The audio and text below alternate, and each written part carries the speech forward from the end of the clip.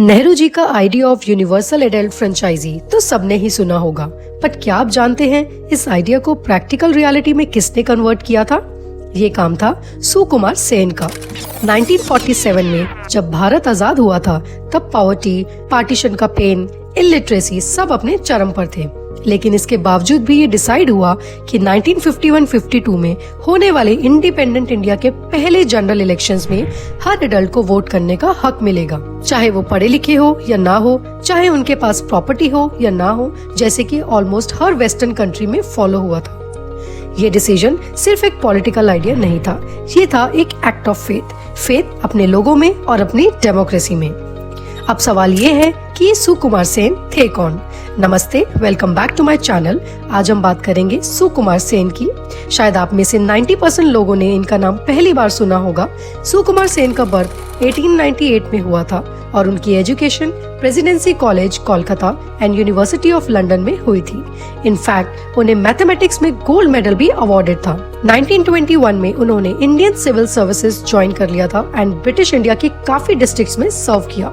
1947 में उन्हें वेस्ट बंगाल का चीफ सेक्रेटरी अपॉइंट कर दिया गया था, which is the senior most rank of ICS। 1950 में सेन को सरकार द्वारा चीफ इलेक्शन कमिश्नर अपॉइंट कर दिया गया था।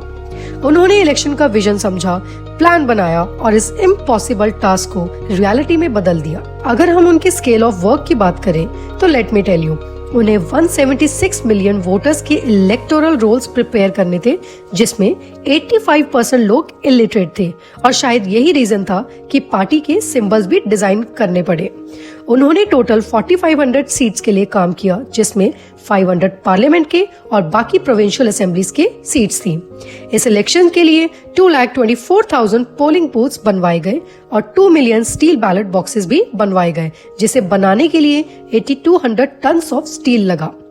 इस प्रोसेस में 6 महीने के लिए 16,500 क्लर्क्स कॉन्ट्रैक्ट पर हायर किए गए थे, जिन्होंने डेटा भी कलेक्ट किया और उस समय पर 3,80,000 रेम्स पेपर भी यूज हुआ सिर्फ और सिर्फ रोल्स प्रिंट करने के लिए, और 56,000 प्रिजाइडिंग ऑफिसर्स को सिलेक्ट किया वोटिंग सुपरवाइज करने के लिए, और इसके साथ ही 2,80,000 हेल्पर्स और 2,24,000 पुलिसमैन, ताकि कोई भी वायलेंस या इंटिमिडेशन ना हो। एंड गेस व्हाट, ये सब करना था जब भारत की इंट्रा कनेक्टिविटी अपने बेस्ट फॉर्म में नहीं थी। इतना ह्यूज एंड डाइवर्स टेरेन, जिसकी वजह से ये टास्क एक्सट्रीमली डिफिकल्ट बन गया था। अगर हम रिमोट विलेजेस की बात करें तो वहाँ स्पेशली ब्रिजेस कंस्ट्रक्ट करवाए गए ताकि बैलेट बॉक्सेस और पोलिंग ऑफिसर्स पहुंच सकें। ज्योग्राफिकल प्रॉब्लम्स के साथ साथ सोशल प्रॉब्लम्स भी काफी अराइज हुई, जैसे कि काफी विमेन अपनी आइडेंटिटी रिवील नहीं करना चाहती थी। इसलिए इलेक्टोरल रोल में जब उनसे उनका नाम पूछा गया तो उन्होंने अपने नाम की बजाय Prem's wife, Satish daughter etcetera लिखवाया। सुकुमार सेन इस बात से इतना परेशान हो गए और उन्होंने इस चीज को एक सेंसलेस रेलिक ऑफ पास्ट बोल दिया। इलेक्शन में इम्पर्सोनेशन, यानी कि एक आदमी अलग अलग नाम से वोट ना कर दे, इसे अवॉइड करने के लिए एक इंडेलिबल इंक भी डेवलप की गई थी, जो हफ्तों तक स्किन पर रहती थी। इस प्रोसेस में approximately 3,89,000 phial of ink use हुई थी। सुकुमार सेन ये भी बोलते हैं कि उन्हें बहुत लोगों ने बोला कि इलेक्शंस को डिले करना ही बेटर रहेगा, पर सेन ने मना कर दिया और सबसे सिर्फ एक ही बात बोली कि democracy is learned by doing, not by waiting. और पोलिंग के ईव पे सेन ने ये भी कहा था कि ये ह्यूमैनिटी की हिस्ट्री में बिगेस्ट एक्सपेरिमेंट है डेमोक्रेसी का। रामचंद्र गुहा तो इन इलेक्शंस को हिस्ट्री का बिगेस्ट गैम्बल कहते हैं। गुहा ये भी कहते हैं कि सेन एक साइलेंट नेशन बिल्डर है। सो दोस्तों, 1952 का इलेक्शन सिर्फ एक पॉलिटिकल इवेंट नहीं था, ये फेथ, प्लानिंग और एग्जीक्यूशन का मास्टरपीस था। और ये सब पॉसिबल हुआ सिर्फ सुकुमार सेन की वजह से। वो नाम जिसको बहुत कम लोग जानते हैं, लेकिन जिसके एफर्ट्स के बिना इंडिया का पहला इलेक्शन नहीं हो पाता।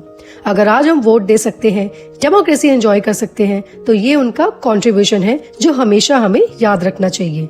नेक्स्ट टाइम जब भी आप बैलेट बॉक्स के पास जाओ या वोट देने का प्लान करो, याद रखो Sukumar Sen was the man behind India's first elections. ऐसे ही फैक्ट्स एंड इनसाइट्स के लिए सब्सक्राइब करना मत भूलना। ऑल्सो अगर आपको ये वीडियो अच्छी लगी तो लाइक एंड शेयर जरूर करें। Thank you.